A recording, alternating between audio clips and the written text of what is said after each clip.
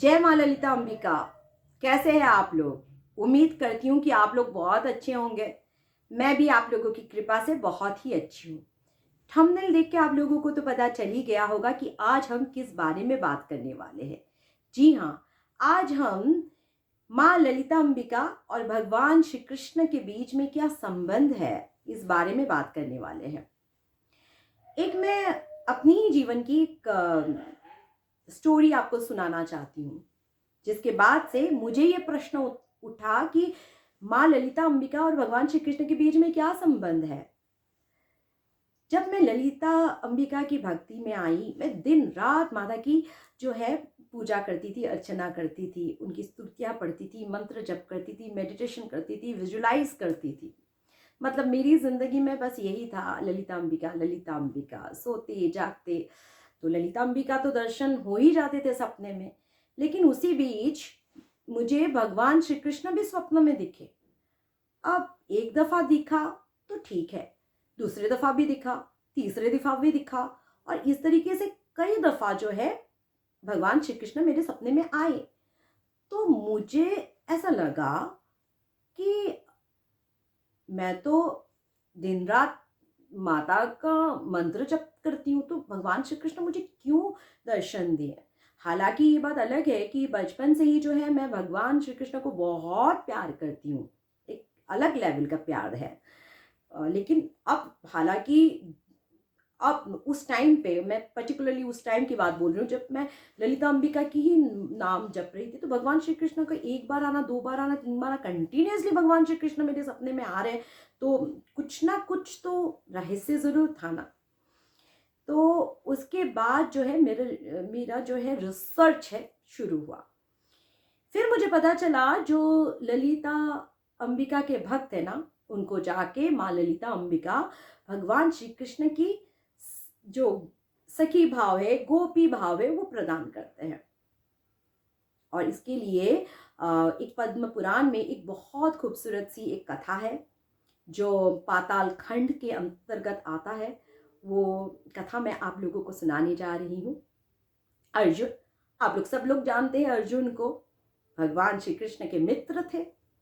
गीता का ज्ञान भी भगवान श्री कृष्ण ने अर्जुन को ही सबसे पहले दिया था, है ना।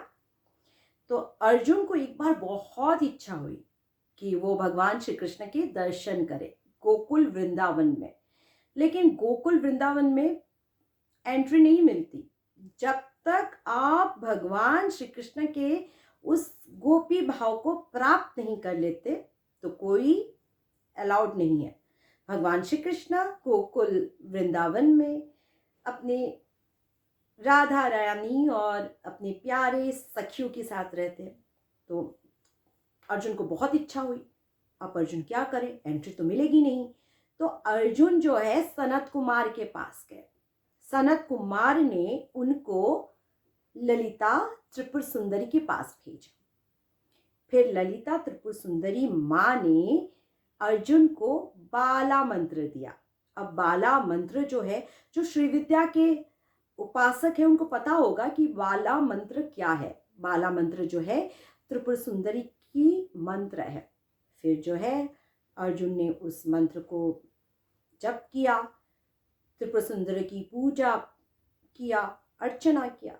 फिर जाकर त्रिपुर सुंदरी ने, ललिता अंबिका माँ ने अर्जुन को आशीर्वाद दिया, और उसी से अर्जुन को जो है गोपी भाव प्राप्त हुए। और फिर अर्जुन भगवान श्री कृष्ण का दर्शन कर पाए गोकुल वृंदावन में।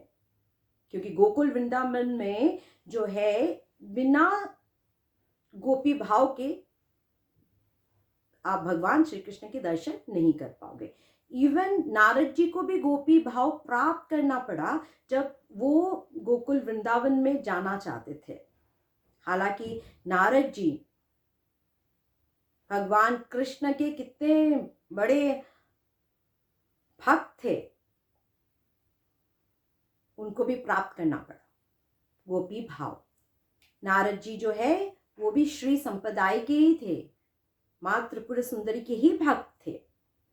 इवन हमारे जो शिव जी है ना, उनको भी गोपी भाव प्राप्त करना पड़ा भगवान श्री कृष्ण की दर्शन के लिए गोकुल वृंदावन में। आज भी शिव जी वृंदावन में रहते हैं गोपेश्वर के नाम से। ये सारी कथाएं पद्म पुराण में लिखी हुई है और ये सारी बातें जो है भगवान श्री कृष्ण ने स्वयं कहा है उद्धव को कि अर्जुन को बहुत इच्छा हुई मुझसे मिलने के लिए, तो अर्जुन ने जो है गोपी भाव को प्राप्त किया, फिर मुझसे मिल पाया।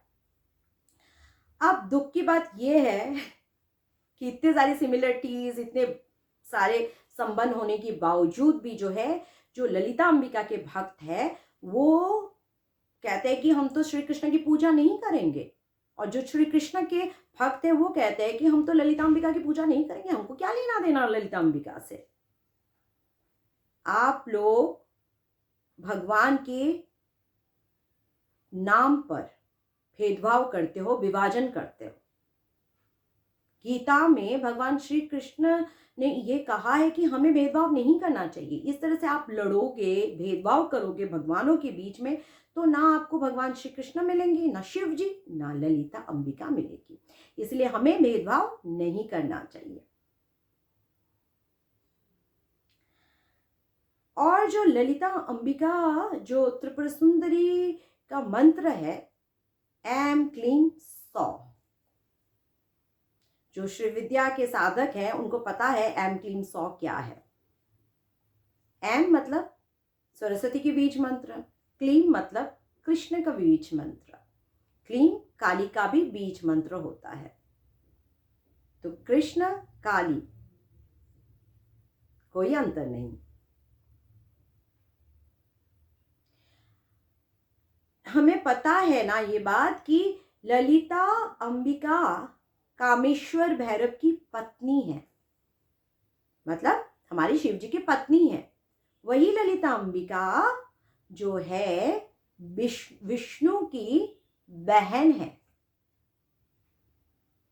ललिता अंबिका योग माया है, कात्यायनी है, बस नाम अलग अलग है, क्योंकि देवी अलग अलग कल्पों में, अलग अलग समय में अलग अलग लीला करने के लिए आई थी, उनका प्राकट्य हुआ था।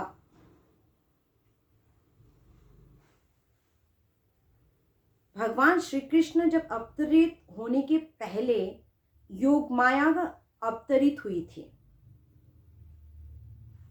भगवान श्री कृष्ण की बहन के रूप में।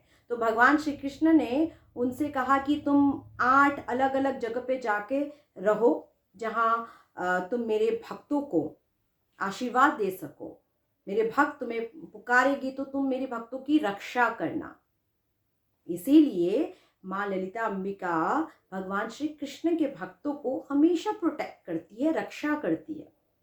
हम सबको पता है कि ललिता अंबिका जो है भोग और मोक्ष दोनों ही देती है। ललिता अंबिका पहले तो इतना भोग देगी, इतना भोग देगी कि आप संभाल ही नहीं पाओगे उस भोग को, बोर हो जाओगे आप भोग कर करके। फिर जो है ललिता अंबिका माता आपको गोपी भाव प्रदान करेगी, भगवान श्री कृष्ण की भक्ति को प्रदान करेगी ताकि आपको मोक्ष मिल सके। यही है भगवान श्री कृष्ण और भगवती ललिता अंबिका की बीच में संबंध। मैं आपसे फिर मिलूंगी एक नई विषय को लेके, तब तक के लिए जय मां ललिता अंबिका।